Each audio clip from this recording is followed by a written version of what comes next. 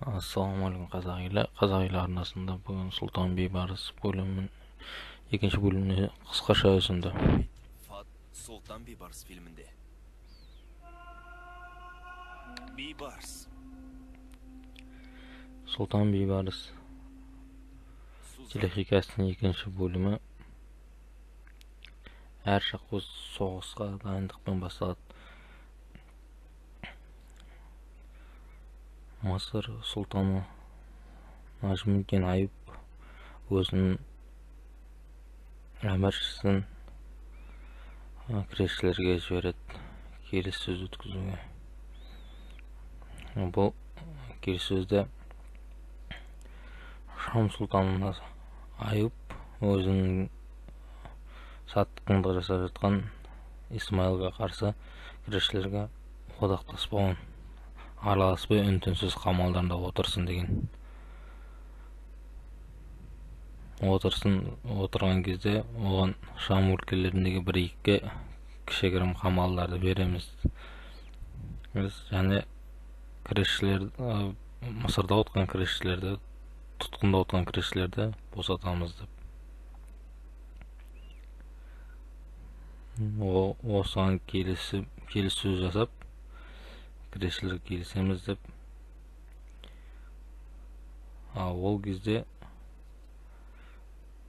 Исмаил болса өзіне басқа одақтастар іздей бастайды. Шам өлкесінде Химс, Халаб елдеріне өзі барады. Бұны сұлтанға жеткізген кресшілер бізде келісті деген. Сол кезде Аюп өзінің қолбасшысы Фарисетдин Ақтайды әскер басына тағайындап Шамға қарай жіберетінін айтады. Фарисетдин Ақтайды Бейбарыс сияқты қыпшақталасқан келген даңқты батыр.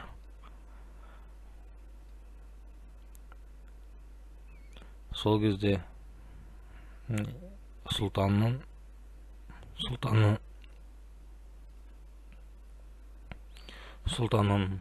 елшілері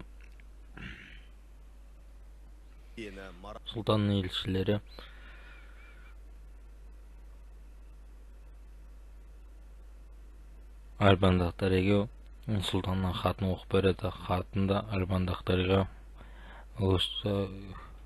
Исмаилға қарсы одақтаспаған және оның дереу сұлтанға жеткізген үшін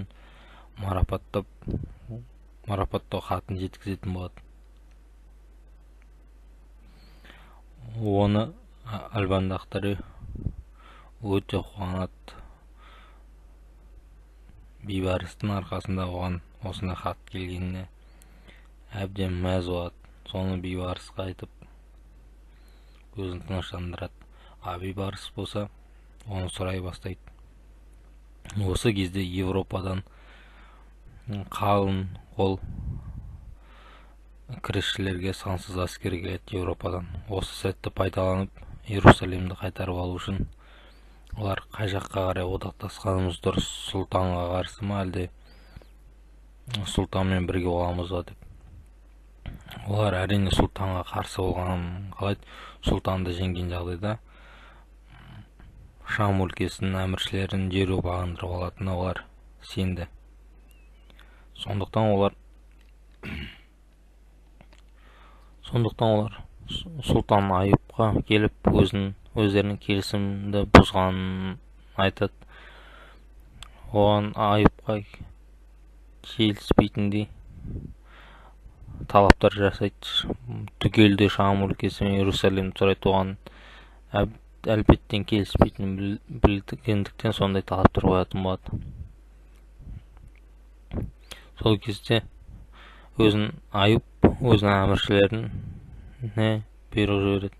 Дереу келулерін, ақылдасуларын,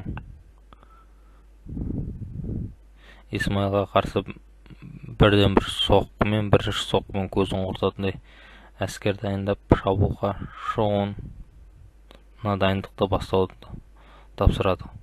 Осы жерде екінші бөлім бітеді. Арнамызға қосылып, лүпілшені басып кетсеңіздер келесі 3 бөлім дайын болады.